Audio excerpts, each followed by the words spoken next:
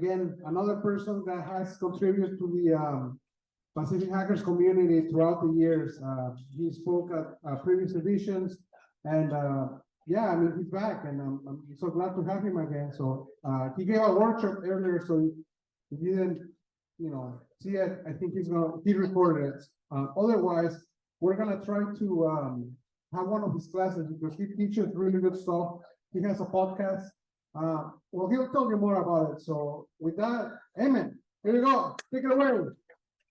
Thank you, Mark. All right, guys. Thanks for having me. Glad to be here. It's been an awesome day. So thanks for having me. Nothing like giving a compliance talk at the end of the day. So I'll try to run through it. I took a different style for this, so to hopefully make it a little simpler. So, you're not sharing.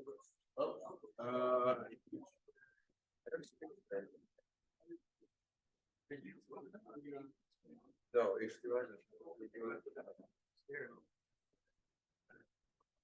technical difficulties, hold on.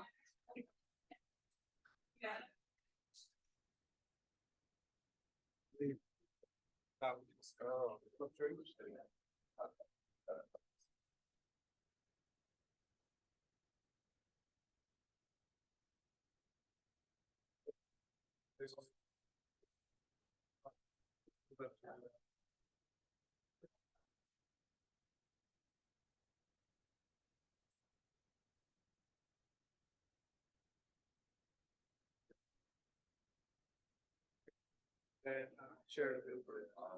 All right, cool. Thank you. Yeah. Where's my screen? Oh.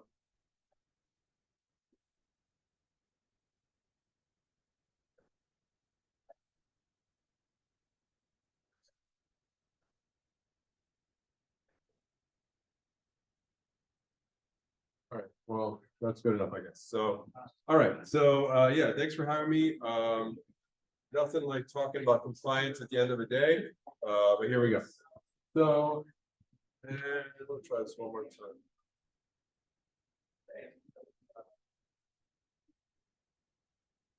So I usually use it different. So, all right, all right. So a little about me. I have a company, I have a podcast where it's called Getting Into InfoSec. So I catalog people's journey into security so that other people can be inspired and can learn, because there is no one path to security, as we all know. So I also wrote a book to give people a guide, my personal guide on security. So if we sat down for coffee, which you see is something I really like, then that would be my guide. So I'm really into coffee, so I could talk about coffee all day long, single origin, V60, whatever it may be. So that's the way to my heart. And I do have a newsletter called Last Week as a VCISO, where I just share different insights on security, because for some reason it's still really hard for folks. So I try to distill difficult security topics for non-security people. That's basically the culmination of all my past years of work. I didn't realize that, but that's what it is. These are some companies I work for, and full disclosure, these are some partners I work with. And this is how you can find me online. Feel free, if you liked anything here, then feel free to tweet it or whatever. All right, full disclosure, I am not an auditor. I am a consultant by nature, but that means I like to help people. And I am also a human, so go easy on me. All right, so here's the idea. So how many here are struggling with compliance or dealing with compliance, or are trying to figure that out? Alrighty then. So we'll just fly right through this. So anyone here trying to deal with it or think they'll be dealing with it in the next 6-12 months? Okay, cool. So I get this question a lot, like, hey, what do I have to do for SOC 2? That's basically a lot of people are nervous about it. A lot of CTOs, COOs, they're like, hey, can I just buy compliance? I'm like, no, you can't buy compliance. You know, what do I need to do? Can I just get this software and be compliant in 2 weeks? I'm like, no, that's not what it is. So my job here is to just, you know, demystify it a little bit, and just make it really clear. So this is the only slide that will have little details in it. So there's SOC 2 and ISO as far as like security is concerned. SOC 2 is well understood here in the US. ISO is more internationally recognized. So if you're dealing with a lot of companies in Europe and whatnot, they will ask you for ISO. And here SOC 2 is really understood for service providers. So that's that in a nutshell. The one thing to understand is that both of these frameworks are not prescriptive. They're not like PCI. PCI says do this, this, this, and be done. SOC 2, it's kind of like this nebula of controls. It's up to you to design the controls. It's up to you to decide where it applies, and then just do what you said you were doing, right? And that's it, really. So it's not that complicated, to tell you the truth. So a little bit of an overview. SOC 2 specifically has security, availability, confidentiality, privacy, and integrity. So security is the only one that's required. So in that case, the minimum you would have to do would be security. If you want to do more, that's going to show better.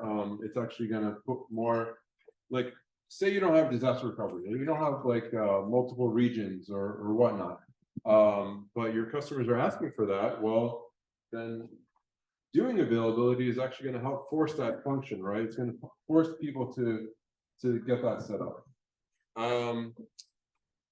Type 1 is a point in time. So SOC 2 has two subtypes. Type 1, which is a point in time declaration, and then type 2, which means that you've been going over everything in, you know, for 3 months to 6 months, right? 3 to 6 months. So how much is it going to cost? Well, that's an interesting question, and that's why I only put this slide, because I had some numbers and I'm like, you know what? It's going to cost you time. The biggest cost to you is going to be time getting everything in order. You know, spreadsheets are free. You can, there's, well, we'll get into the approach, but basically it's going to cost you time to implement things, because you're trying to ship, but here you're trying to like step back and fix things that had to be fixed. So it's going to cost you time. It's going to cost you money for the audit. So depending on who you get for the audit, you know, I've seen audits as for a tiny company cost like 5,000 to 50 to 100,000, right? So it really depends on the auditor and the audit firm and how big your company is and how, you know, what's the thing we're trying to tackle. And then there's tools, right? So there's a variety of tools out there. I'm not going to get into the details, but there's also a variety of tools, but you could just use a spreadsheet, right? So I even have an Airtable, you can see up there, that I could show you that I use. Okay, approach, right? So how do you actually go about this? There is a lot of different ways you could do it. Now, if you've seen all the billboards out there, you can buy some software and think that you'll be out there and be done in 2 weeks. But the way you can, there's a few ways you can go about this. One, you could just go with a reputable audit firm. They come in and do a gap assessment, and then they come back again, and then you do the audit, right? So kind of like the pre-audit period. And in that case, you don't have to buy any software, right? So that totally would work. You work with the auditor. They're very, there are a lot of friendly auditors actually. And you could do it that way. You could just go get a spreadsheet and find out everything you need to do and just go out and fix it and then schedule an audit and go for that. And then you could also, buy these tools, which will integrate into your software and then, have a way to figure it out. Now, from the time perspective, right? You need someone to go after everybody to go fix this, right? So sometimes one person came to me and is like, all I need is a SOC 2 project manager or a compliance project manager. And that's true. Like sometimes you just have to go after people. Hey, can you do this? Can you do this? Can you fix this? Right? So you don't need someone like me to do that. Any particular project manager could do that. It's a skill. I mean, of course, dealing with people. We talked about this already. Oh, this is a big misnomer, right? So AWS is certified, so that means I'm good, right? No. As we all know, I specialize in cloud and AWS in particular, and I get this a lot. No, AWS, it's like this car has seatbelts, I'm gonna be safe, right? No, it's how you drive it. It's first of all, you have to put the seatbelt on, right? So these kind of things. AWS takes care of the bottom layer of things, but it's up to you to secure your workloads and have everything in place. If I'm compliant, am I gonna have to deal with questionnaires anymore, right? So I deal with companies, B2B companies trying to sell software to enterprises, and they're tired of these questionnaires, which is a whole other problem altogether. I should probably do a snarky talk on that. No, you're still gonna have to deal with it. Like, even if you have whatever compliance it may be, you might be able to wiggle your way out of less questionnaires, but you still will have to, it's not going to eliminate it. It will definitely reduce the chances, right? So, show of hands, is compliance security? No. Yes, no, it's not. So compliance is not security. It's just a checkbox. It's unfortunately the check. I actually have a talk about the type of, when you're hiring for security, are you trying to find like a checkbox security person, or are you actually trying to do real security, right? And that's when I'm talking about like setting people up for failure.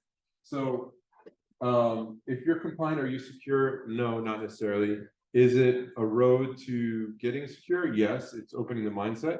But unfortunately, I've been in a situation where people just want to do the minimum and don't want to do anything after that. And they're still really horrible to security, unfortunately. So, okay.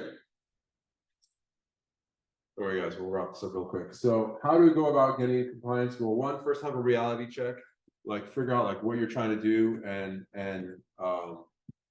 just move forward with that. The next thing would be commitment. So having commitment from leadership that you're gonna actually get this done, because like I said, it's gonna deprioritize some other things. So, which actually it won't actually happen. It's just gonna put more pressure on people to do their existing work and also this. So it's just gonna piss a lot of people off. Find out a gap assessment. So figure out like what needs to be done so that you have a roadmap and what needs to be done. Schedule the audit. Kind of like getting certifications. You could study all day long for months, but then if you don't actually schedule the certification exam, or in this case the audit, you're never going to get it done. So schedule the audit. It's going to light a fire it's going to give everyone a reality as to this actually is going to get done. It has to be done by this date. And so once you schedule audit, then it becomes pretty real from there. Now, post-audit. So assuming you pass your audit, or if it doesn't pass, some auditors will give you a period of time to remediate, to fix everything. But like post-audit, then what? Well, that's, staying compliant, right? Or quote unquote. So by the way, SOC 2 is not a compliance. It's an attestation. So it's a misnomer that it's a compliance. It's basically a third-party report that you've done all these things versus like PCI. In any case, I'm just going to use the word compliant. Staying compliant with what you've done is the hard part. A lot of folks, and I'm talking about non-security folks, get lazy and think, hey, we don't need to do all these things, and gets deprioritized. And then come the annual audit next year, you're just scrambling to fix everything. So it's a broken industry. It's not great, but it is what it is. So yeah, thanks for having me. Hope that was quick. Questions, discussions, anything you want? So yeah. All right. Yeah. said there were like different pathways to be in this industry. So it's probably like what are these like different kind of pathways? Yeah, sure. So the question was, there's different paths to get into security. So what are the different paths? Well, sorry, let me just fix this.